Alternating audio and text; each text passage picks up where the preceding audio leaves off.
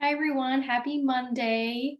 I know I usually send these out on Fridays, but this week I was out on Friday, so we're catching up today.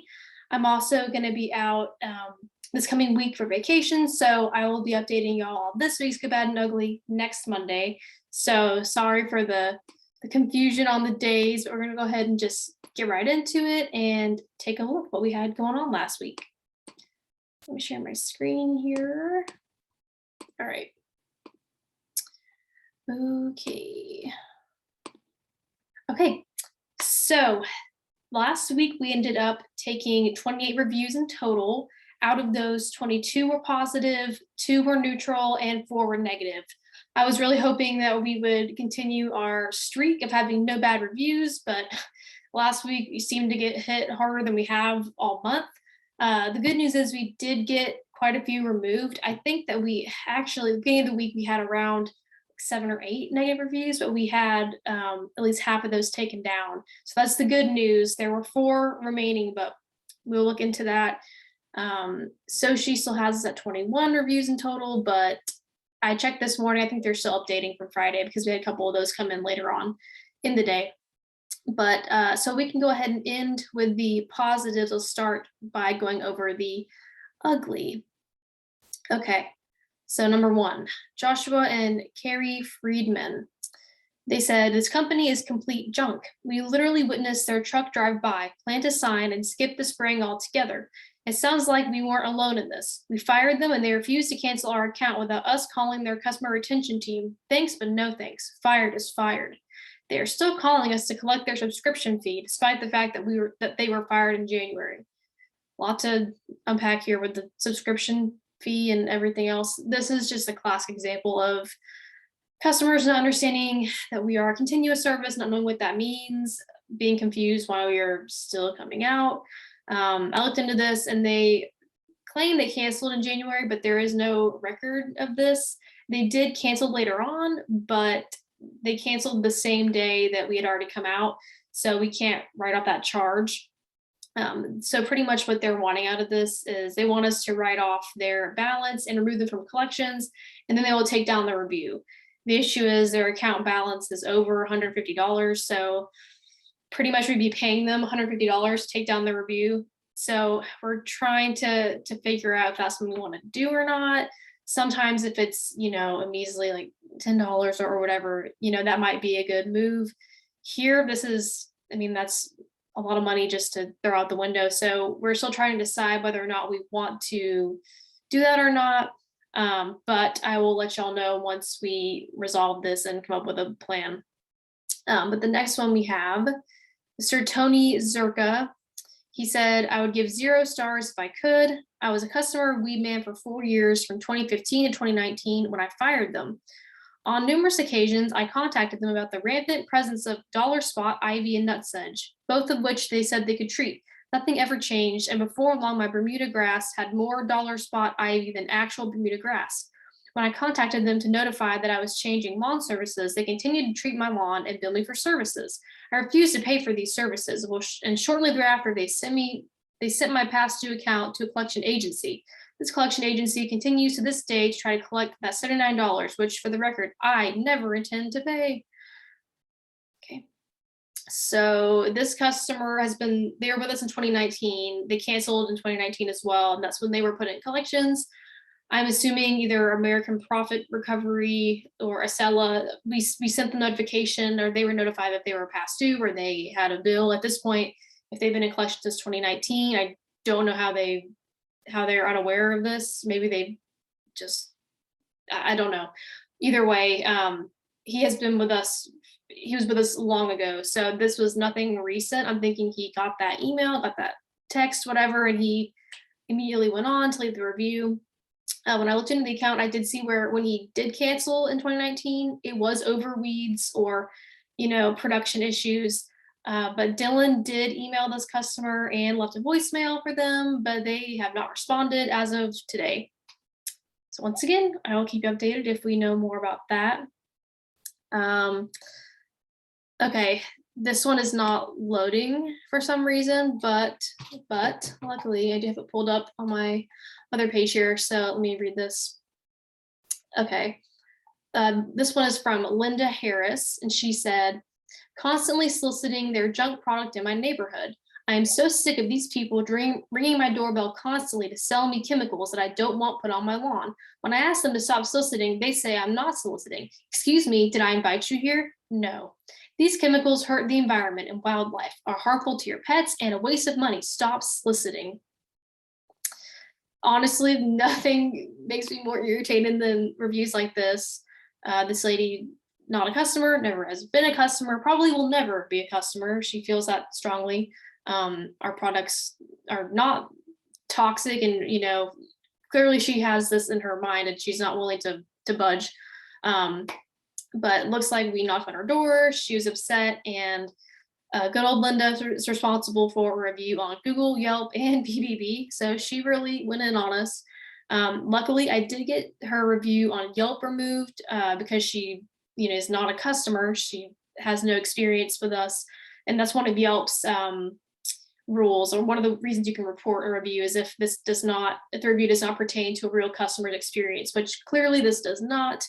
So that one was removed. I have reported it to Google as well. I'm still waiting on them to get back to me on that.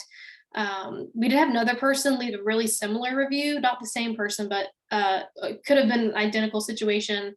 And that one was removed as well. But as we get into the busy season and we really start ramping up on the door knocking, I'm sure this will not be the last we will get of these reviews. The good news is, if they explicitly state, I'm not a customer, or I did not sign up with them, then we can easily get that removed like we did with one of hers. So you'll probably be seeing more of these pop up as we get towards the busy season. And the last one here, not much to say. Matthew M left 1 star. And since there's no last name, I'm at the mercy of them to reach out to me. So I looked and I didn't see where I requested a review from anybody with that last name in San Antonio or with the initial M. As of now, this one is unresolved. I really hate when this happens, but I'm hoping that they reach out and we can get this figured out. And similar to that review, there is not to say about the bad reviews. We just had 2 people, Jeffrey Prinkleton and Bill Caton. I'm not sure how you pronounce that, but they both left 3-star reviews, no comments. So Jeremy emailed both of them asking for more information, and I checked again today, and both customers seem to still have weed issues going on somewhere on their lawn.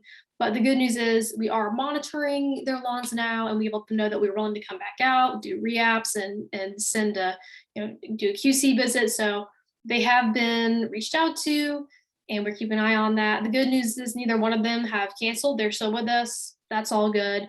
So hopefully we can turn these lawns around and get these 3 stars to a 5. That would be great, because those are so weird, because you can never really tell what's going on when there's no comments and it's 3 stars. So hopefully those 2 can turn around.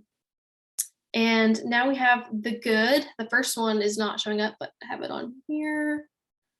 Oops. 1 second. Okay, that was weird. This first one says, okay. Weed man came out and wasted no time on my weeds. Fast, courteous, and a pleasure doing business with them. I think that one's great. We have Tiffany, who said, Vam was very helpful over the phone when I was having trouble accessing my account online.